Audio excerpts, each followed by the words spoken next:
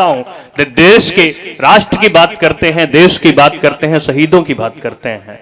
ओज का एक ऐसा हस्ताक्षर जो बिना किसी गाली के, बिना किसी हिंदू मुसलमान किए हुए, बिना किसी सरकार को गालियां दिए हुए, बिना किसी पाकिस्तान को गालियां दिए हुए कोई एक ऐसा ओज का लाडला हस्ताक्षर अगर होता है हमारे बीच से, हमारे अपने जिले का गौरव भाई संतोष दीक्षित हमारे बीच में उपस्थित हैं, उनकी ओर बढ़ो। चार पंक्तियां, कुछ पंक्तियां मैं अपनी ही उन्हें समर्पित करता हूं, उन्हें आमंत्रित करता हूं अपनी चार पंक्तियों से। कवि क्या होते हैं जय दद्दा सुनना कि चलना पड़ता नंगे पांव तीक्ष्ण नुकीले खारों पर। आदरणीय वीसी साहब ध्यान चाहिए आपका कि चलना पड़ता नंगे पांव तीक्ष्ण नुकीले खारों पर और दग्ध करना पड़ता खुद को जलते अंगारों पर। कहीं अगर कमियां दिखती तो बात बात पर ठनती है, कहां किसी भी कलमकार की दरबारों से बनती है। दरबारों की विरदावलियां कवि की है पहचान नहीं। चरण वंदना बहुत सरल है, कवि होना आसान नहीं, कवि होना आसान नहीं। ऐसे कवि धर्म को जीने वाले अग्निधर्मा कवि हमारे भाई संतोष दीक्षित जी हमारे बीच में हैं। आदरणीय संतोष भाई, स्वागत है आपका।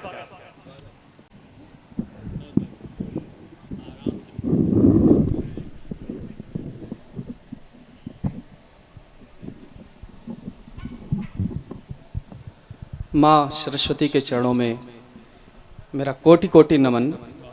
समृद्ध मंच को मेरा प्रणाम। आप सभी को बहुत बहुत प्रणाम।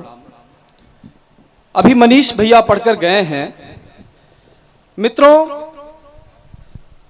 हम कवियों के पास सिर्फ शब्द होते हैं, सिर्फ कविताएं होती हैं। हमारे पास ना तो कोई संगीत होता है, ना तो कोई वाद्य यंत्र होते हैं। मनीष भैया को जिस तरह से आप लोगों ने सुना, मुझे विश्वास है मैं देशभक्ति की कविताएं आप लोगों के समक्ष रखने आया हूं और मुझे अपनी तालियों की गड़गड़ाहट के साथ सुनेंगे, अपना आशीष देंगे। मैं बिना किसी लंबी भूमिका के सीधे आप लोगों के समक्ष एक छंद रखता हूं। आप लोगों से एक निवेदन करता हूं, निवेदन का छंद है, सुनिएगा।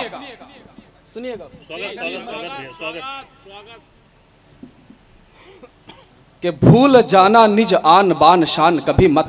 मैं शुरू होता हूं कि भूल जाना निज आन बान शान कभी मत और इस देश का गुमान मत भूलना।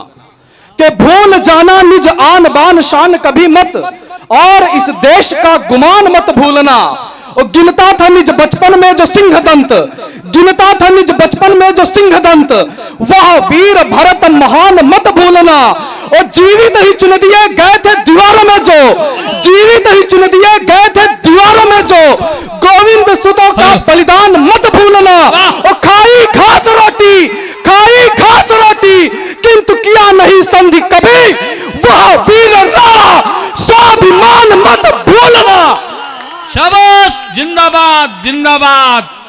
अब लगा मैं क्रांतिकारियों की धरती क्या बात, कानपुर से कविता पाठ कर रहा हूं, देशभक्तों के बीच कविता पाठ कर रहा हूं। बहुत बढ़िया संतोष जी। हमारे युवा साथी हैं। अक्सर लोग कहते हैं कि आज हमारे देश का युवा दिग्भ्रमित हो गया है, लेकिन ये इस देश के सबसे छोटे कवि का विश्वास है कि जब कभी भी हमारे देश को युवाओं की जरूरत पड़ेगी, बलिदान की जरूरत पड़ेगी, हमारे देश का युवा अपने प्राणों का बलिदान करने के लिए किंचित मात्र की भी देरी नहीं करेगा। मैं युवाओं के नाम एक छंद पढ़ता हूं, सुनिएगा। स्वागत। कि मत जानो नौजवानी देश की कमतर, सुनिएगा आप लोगों के समक्ष है कि मत जानो नौजवानी देश की कमतर, लगता है क्या ये बस प्रेम गीत गाएंगे। अरे मत जानो नौजवानी देश की कमतर, लगता है क्या ये बस प्रेम गीत गाएंगे। और देश की सुरक्षा की जो बात यदि आन पड़ी, तब इन्हें खड़ा हम सीमाओं पे पाएंगे। और जाने देंगे किंचित ना, आगे सुनिएगा, कि जाने देंगे किंचित ना राष्ट्र स्वाभिमान कभी, और संगीनों के सम्मुख भी सीने ये अड़ाएंगे।